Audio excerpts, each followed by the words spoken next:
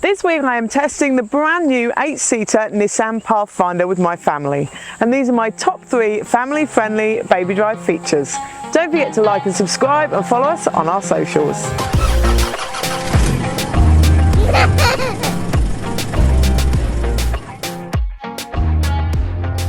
Number 1 is the seats. You can fit 4 infra-secure child seats in the new Pathfinder.